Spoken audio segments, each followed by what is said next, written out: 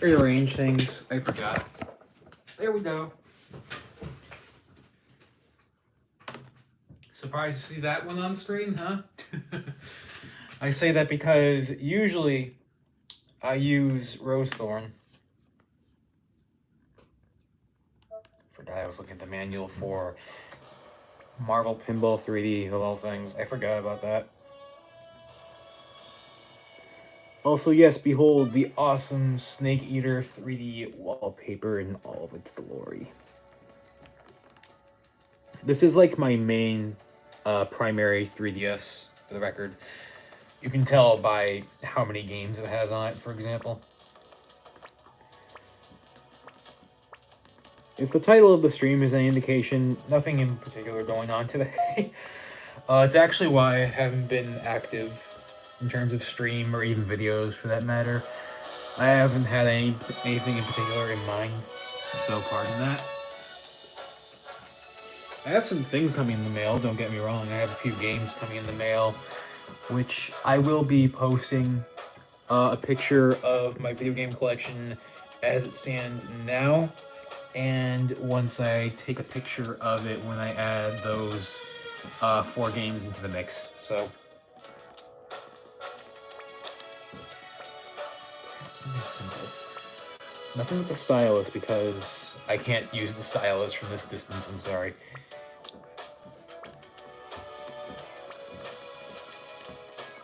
Well, I decided to choose a game to play.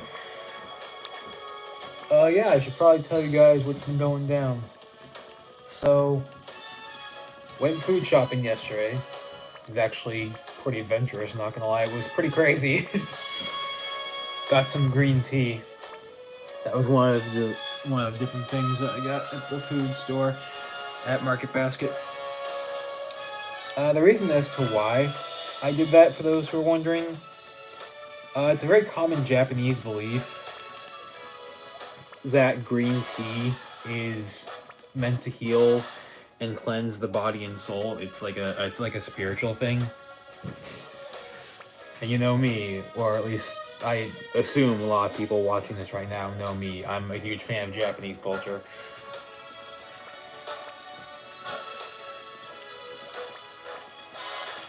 I think I will play, actually no, should I play a Game Boy game or a Mario game? Well, there are plenty of Game Boy Mario games.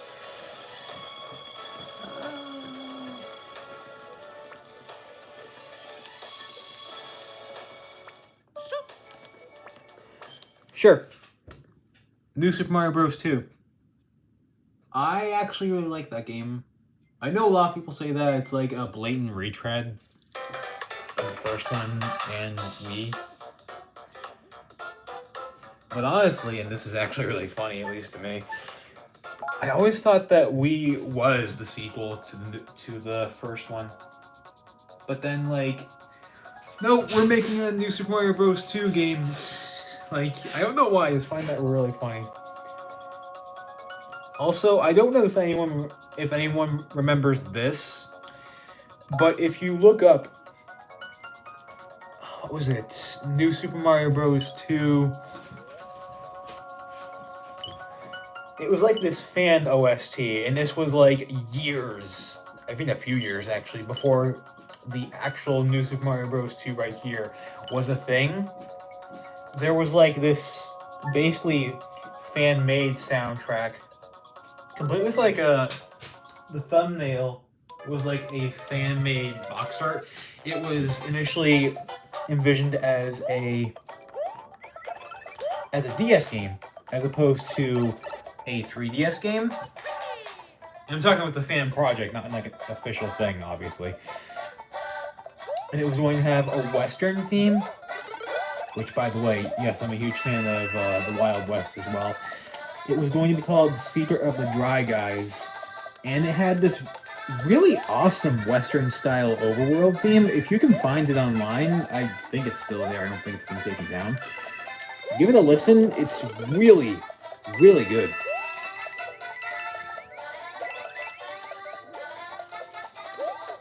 Oh, fuzzies. Fun fact, did you know that fuzzies are actually parasites? I know that in the RPG series, was it Paper Mario, I think it was, they actually have dialogue. Like there's that, was it a golden fuzzy, I believe, that had this really witty personality or something. Get back here! Get back here! Oh well.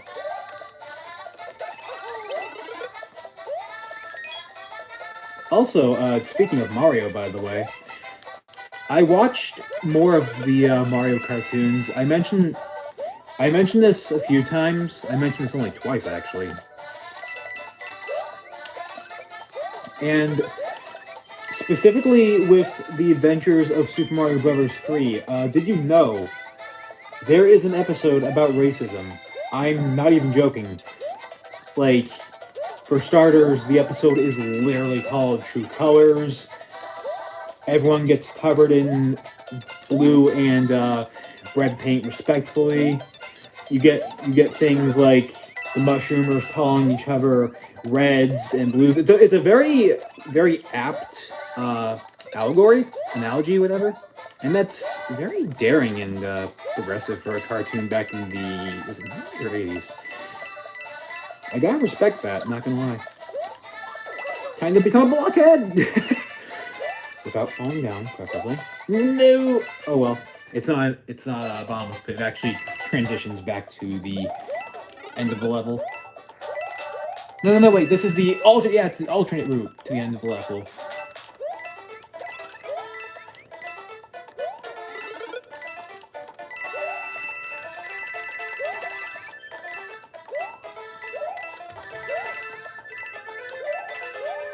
Get back here!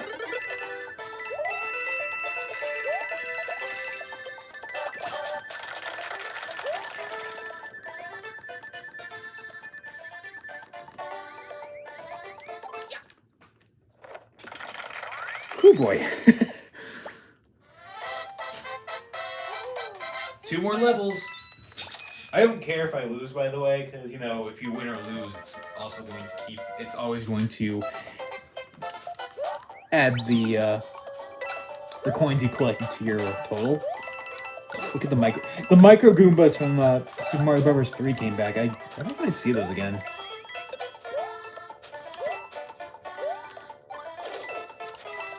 Although they're not the same anymore, which is kind of strange.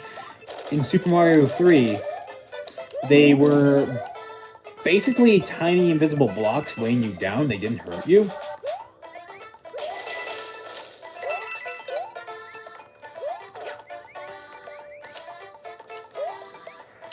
Hold on. Sorry, I'm trying to focus right now. Hold on. But yeah, like in Super Mario Bros. 3, they didn't actually hurt you at all. They just weighed you down and made it hard for you to jump, which is a very interesting mechanic. Get back here!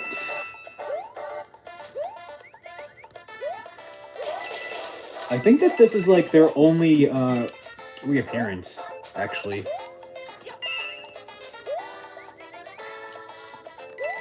Careful.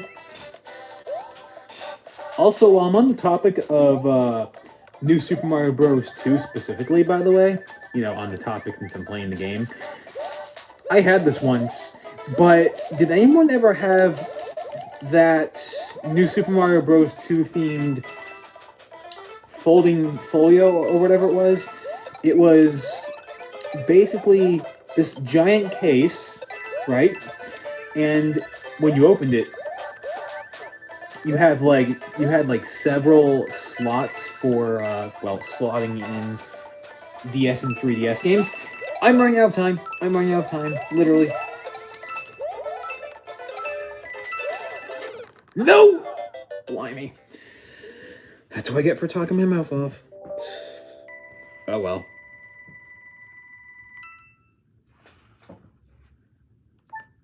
What I was going to say is, it was like this giant case that had a ton of space for DS and 3DS cartridges. And also it came with like a tiny, like a smaller pouch, specifically for the DS Lite, DSi, and standard 3DS, rather than any of the XLs. Actually, I don't think the XL was out during that time. Can't remember, to be honest. And it even came with, I think it came with like a few styli. One had a red Koopa shell, one had a Starman, etc., etc. Has anyone ever seen that before? Because like I said, I had it once.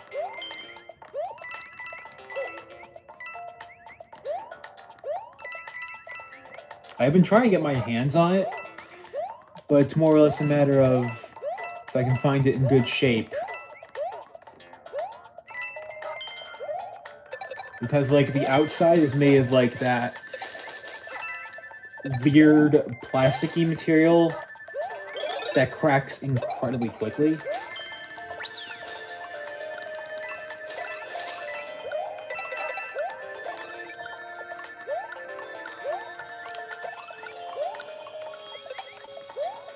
Actually, come to think of it, they made one. They made one for the original New Super Mario Bros. As well. I think it was the exact same concept. It just came with different things, and it had obviously the artwork for the original New Super Mario Bros. on the front and back. But no, seriously, did anyone ever have either of those folios? I'm genuinely curious.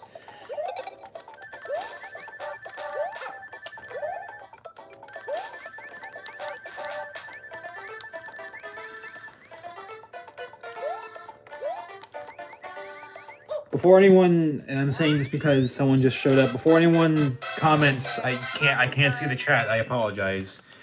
Number one, I'm focusing on playing the game right now, and number two, the chat messages don't exactly stay on stream for too long, and that's kind of frustrating, so if you're, say, one of my friends from Discord, ask me any questions later on in Discord, DMs, you know who you are if you're watching.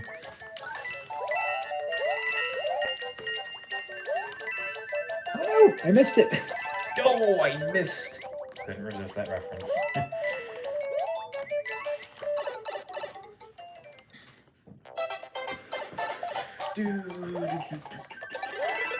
Really cool seeing classic levels recreated in the modern style. I actually really like that. It reminds me of Super Mario Maker, how there are a lot of fans out there doing fan recreations of classic levels.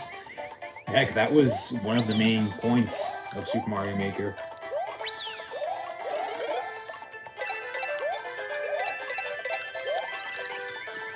Oh, the way up here? I think there's a gold mushroom in here? Yep.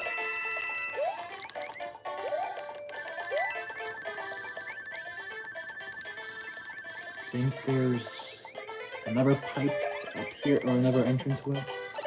Alright. What's in here? I forget. Oh, this is a Mario Bros. Reference. I love that game. Obviously, specifically the Game Boy Advance version. I actually have Super Mario Advance. I don't have the other 3 entries. I want to get them at some point. Also, how do I get out of here? I want to get those at some point, especially because I grew up with 4. For those who don't know, I grew up with Super Mario Advance 4. I'm trying to get that because I really do need that. That's time.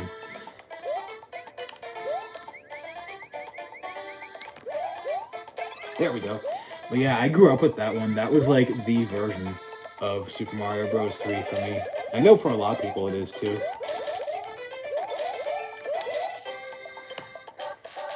I do agree that Mario 3, no matter which incarnation we're talking about, is kind of overrated. I will concede. But still, like, the nostalgia really just hits. You know what I mean? Because it's like one of... I think we all have a game like that. A game where nostalgia value is just there, you know what I mean? Also, I missed that 100 coin, dang it!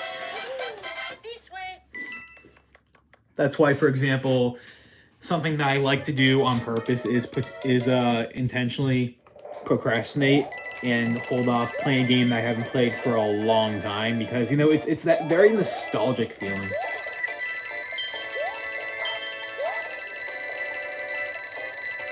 Look at all those coins! Beautiful.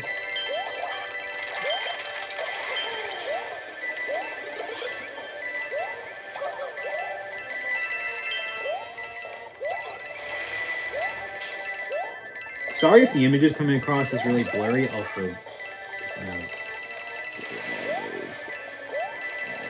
coins and they're off the golden block as we progress. There we go. But yeah, sorry if the image is coming across as really blurry. It's probably because I have the light on. I'm in the kitchen, you know. I'm recording this off my kitchen table because my desk is very, very flimsy and is most likely going to fall apart. Not to mention it's very, very cramped.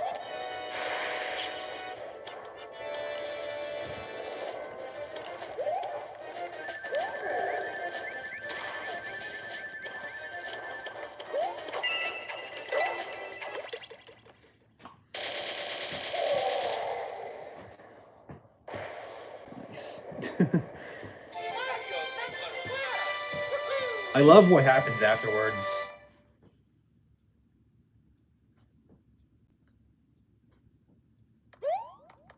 The game takes over for me, by the way. I didn't do that myself. I don't know why. I really like that detail for some reason.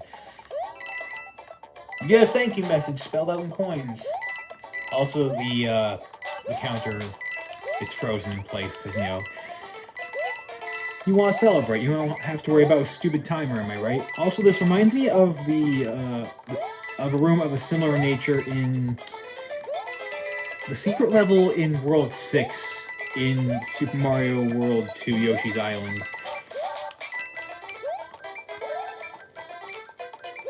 Yes! 100 coin! I want that multiplier, baby! Come on. But no, why it reminded me of that is because it did something very similar. It actually spelled out Yoshi's name. Over here in North America, it spelled out Yoshi, whereas in Japan, it spelled out Yasi, his Japanese name.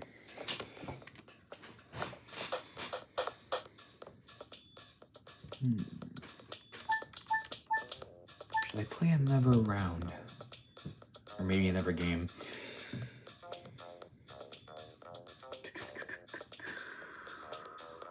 I think I'll switch games, actually. There's that wonderful Snake Eater theme.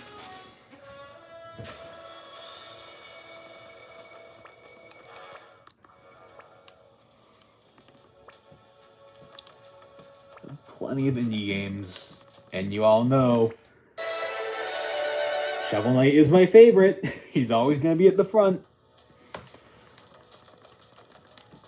Let me see, what should I play?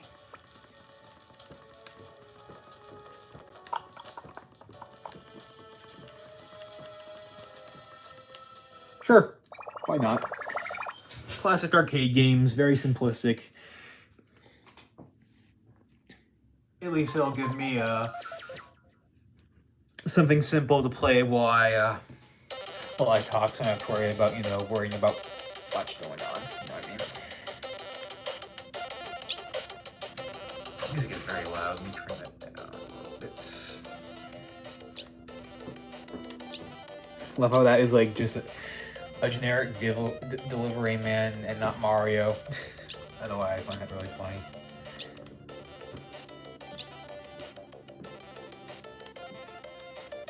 Sure, this one.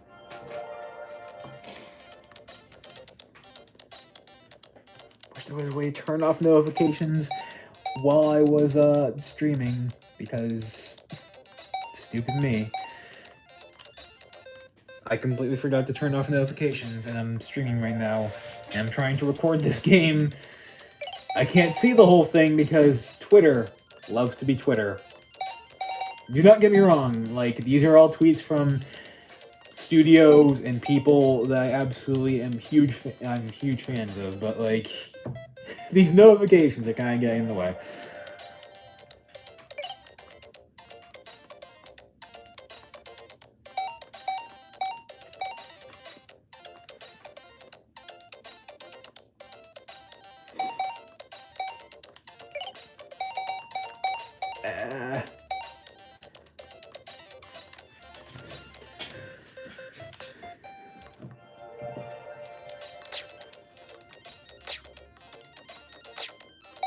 Oh, I can actually use a projectile attack. I don't think the game ever told me about that. That's... Huh. In case you're probably wondering if there's anything else interesting going on at the moment, me and one of my friends, one of my best friends, I forget if you have a YouTube channel or if you're watching me, love you, dude, but we've been talking about obscure Game Boy games, lesser known Game Boy games, because he pointed out that I actually have to get more Game Boy and Game Boy Color games in my collection. I don't have that many. Oh, it's temporary, then you can't always shoot a projectile, apparently. And we talked about things like Adventure Island, Burger Time, or Burger Time Deluxe, I forget which one it is. We talked about a lot of obscure games for the Game Boy that I don't think a lot of people talk about or know about. I even mentioned X. No, I don't mean Twitter. I mean X. That very strange game that never left Japan. And it's graphically impressive as well. It's on the level of graphical impressiveness as, say, Faceball 2000, which, if you remember that game specifically, that is 3D polygonal graphics being pulled off on the Game Boy's limited hardware. It's just the frame rate is it's very easy to assume that it's not because the frame rate sucks. But yes, those are 3D polygons.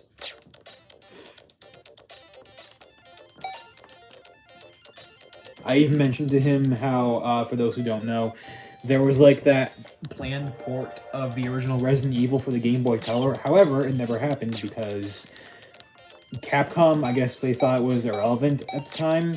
So that's why the game was completed, it just never released. That's why we have Resident Evil Gaiden instead, in place of that. I'm also aware that a lot of high-end professional video game critics on YouTube have pointed out that Mortal Kombat 2 for the Game Boy specifically is very good. The original, not so much. Controls and physics are freaking awful in that version. But no, 2 is really solid. 2 is very good from what I've heard. 3 and 4 are not. I'm aware of that as well. Although the DS version of 3, which for those who recall correctly, I do have, is actually one of the more solid ports. Some Call Me Johnny even mentions that, so...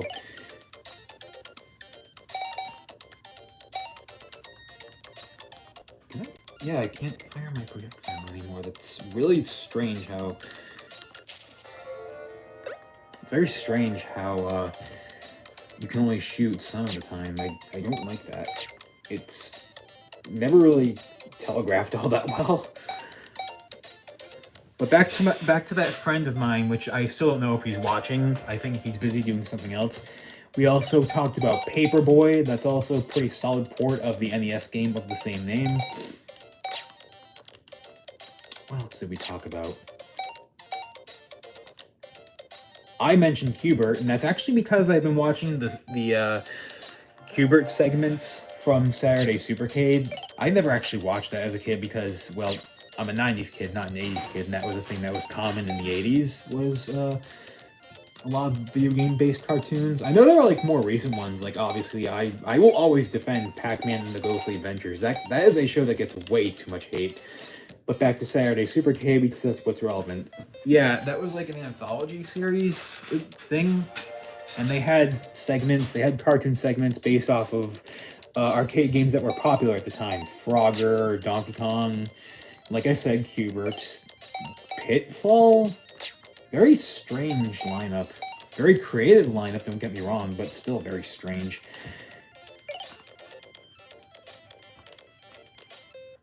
The Q*bert one is my favorite. I'm pretty sure a lot of people are wondering, oh, what's your favorite segment of Saturday Supercade? And yeah, it's Q*bert. Q*bert's actually my favorite arcade game, period, for those who are not aware.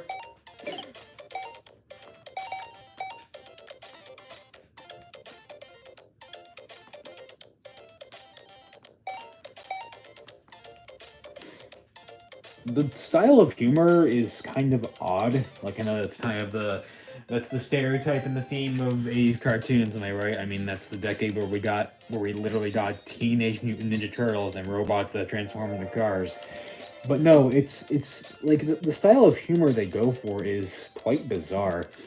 A lot of Q puns, like instead of surfs up, we get twerfs up. Instead of the wacky robot, we get the wacky Q bot. We get so many bizarre Q based puns. I never thought I'd say that sentence in my entire life ever, but hey, you're only gonna get that kind of thing in the Q*bert cartoon.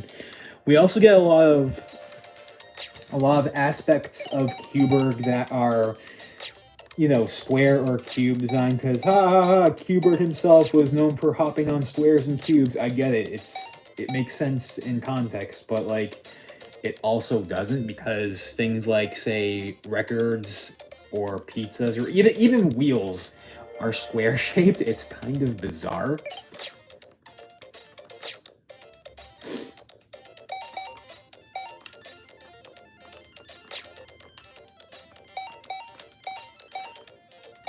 The voice acting is pretty spot on. And I say that specifically because Frank Welker voiced Coily, Wrongway, and Ugg. Coily's design, I feel like, is kind of on the nose as far as a villain character could go. Like, you know, oh, hey, we're keeping his design relatively same to the original design from the arcade game, but we're also going to have him dressed in black leather, like, you know, a stereotypical villain design. It's kind of on the nose. It's kind of weird. Like, they took the overall concept of him being the main bad guy of the game too literally. You know what I mean?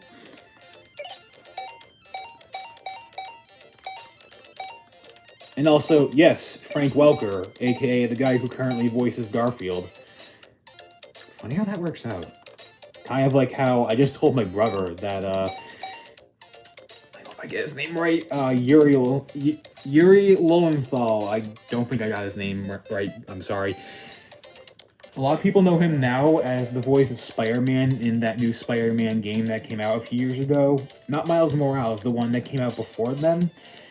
He also previously voiced Cecil Harvey in the DS remake of Final Fantasy IV. That is very impressive. Ah, my performance in this game isn't really that impressive, but that's a story for another day, I suppose. But yeah. I've checked out other parts of Saturday Supercade, for those who are curious. The Frogger one in particular, like, that was very strange. It's like a Scooby-Doo ripoff, apparently. It's very strange. Like, why? That is Mondo bizarre. I'm gonna play this for a bit and then I'm gonna wrap up the stream, for those who are wondering.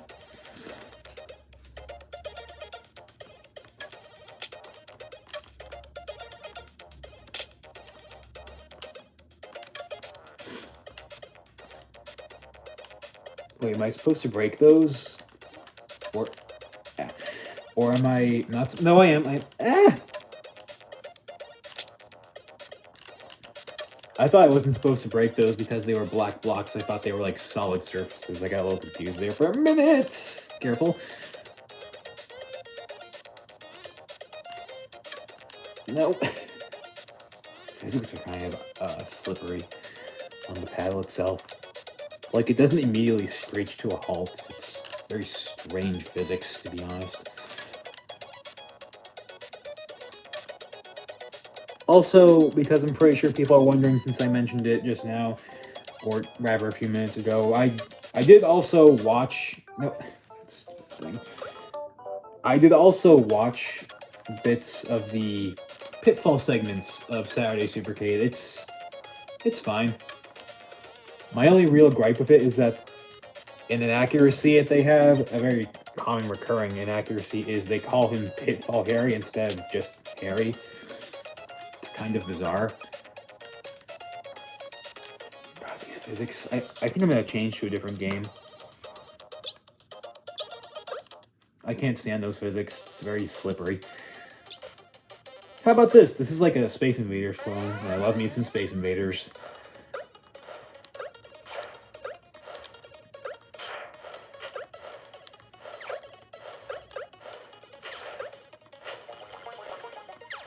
Point multiplier. Oh, you know what? And I really, really doubt that anyone watching this is gonna know what I'm talking about. But despite not being actual Space Invaders, rather a Space Invaders clone, you know what this reminds me of? So, oh my god, I had like these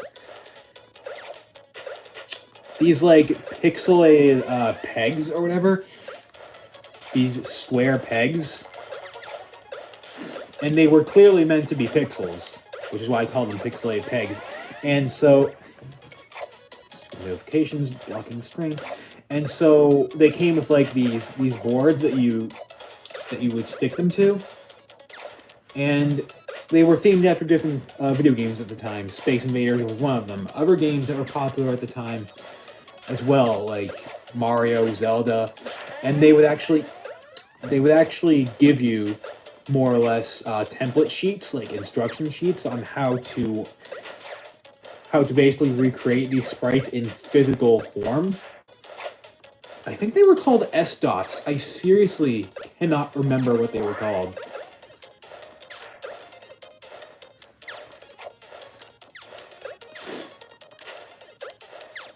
Like, I've tried looking them up so many times before. I just type in S-dots, and Google is just like, dude, what are you talking about? I had them before. It was a long time ago. It was a long time ago. And like I said, I really doubt anyone watching this stream right now knows what I'm talking about because, you know, hey, Google basically told me just that. Dude, what are you talking about, you know? But no, that was like one of my favorite things to do when I was still a kid. I think the very first time I experienced messing around with those was when I was still at Perkins School for the Blind. Yeah, for those who don't know, I used to go to Perkins School for the Blind.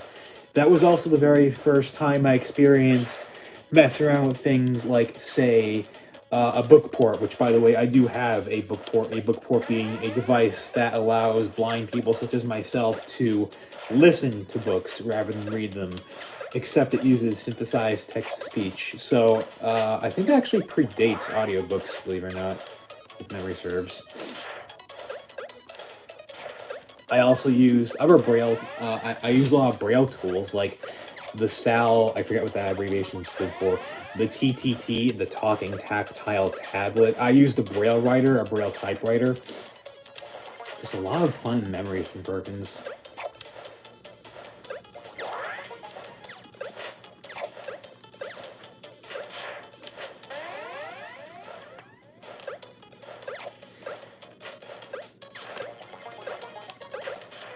No! Alright, I'm sorry. I'm gonna end the stream here. Also because my hands are trying to fall asleep and that is no fun.